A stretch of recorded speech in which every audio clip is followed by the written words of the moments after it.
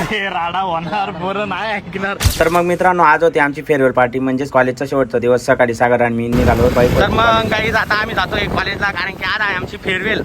त्यानिमित्त सागर आणि मी बाईकवर जातोय.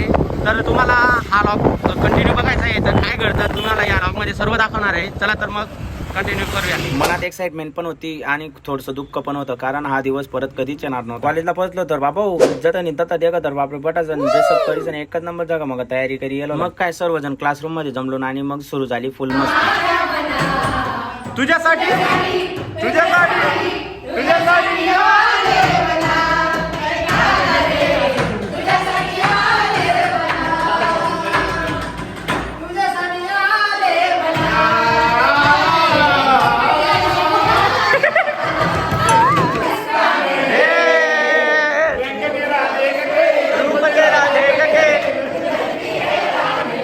सर्वजण गाणे म्हणायला लागून गेले. मग इकडे वेश माहित खूपच ऍक्टिंग करत होता.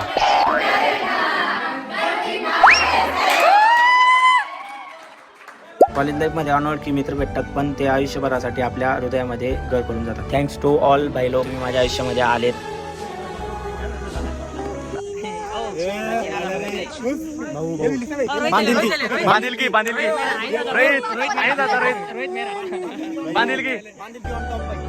बांधिलकी वाटलं नव्हतं की 4 वर्ष कशी निघून गेले, पण हा एक क्षण जो आयुष्यभरासाठी अविस्मरणीय ठरेल.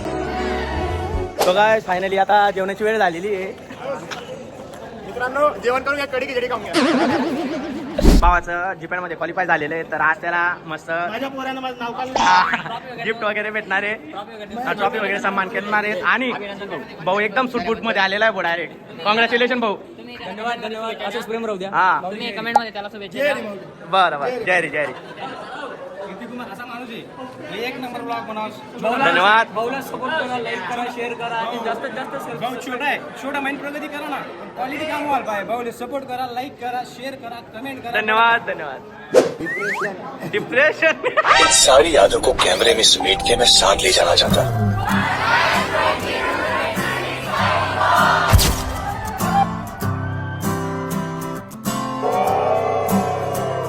उस दिन सब एक दूसरे से गले मिल रहे थे, इमोशनल होकर वादे कर रहे थे कि टच में रहेंगे, साल में एक बार जरूर मिलेंगे. खरं तर विशालने एक नंबर काटा काढा पडी ना. त्याला म्हणतो बस रे भाऊ, उन्हा पडी ना म्हटलं आपला पाटा. मग काय जेवण झाल्यावर निघालो ना. मग आम्ही सेमिनार हॉलकडे मस्त पोहोचून गेलो भाऊ. आणि बघितलं तर काय भिंतीवरती मस्त पारंबी तयार केलेली होती. थर्ड इयर वाल्यांनी खूप भारी प्रकारचं नियोजन केलेलं होतं आणि डेकोरेशन पण मस्त केलेलं होतं. मग काय सर्व गेस्ट वगैरे आले आणि कार्यक्रमाला सुरुवात झाली. सरस्वती मातेच्या पूजनाने वातावरण तर अजून एकदम सुंदर झालं. प्रिन्सिपल सरांनी सर्वांना शुभेच्छा दिल्या पुढील वाटचाली. शेवटी भेटलं ना भाऊ तुषारला सर्टिफिकेट. मग काय डान्सला सुरुवात झाली.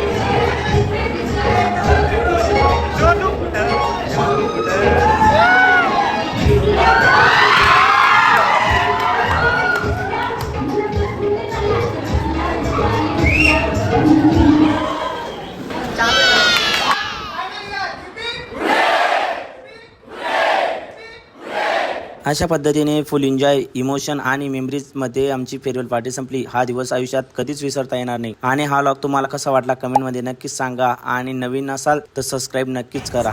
चलो guys, bye bye. Bye bye. Farewell खतम हो गया. काही रात्री जिरली, आता आम्ही नाव नाही काढणार. चला.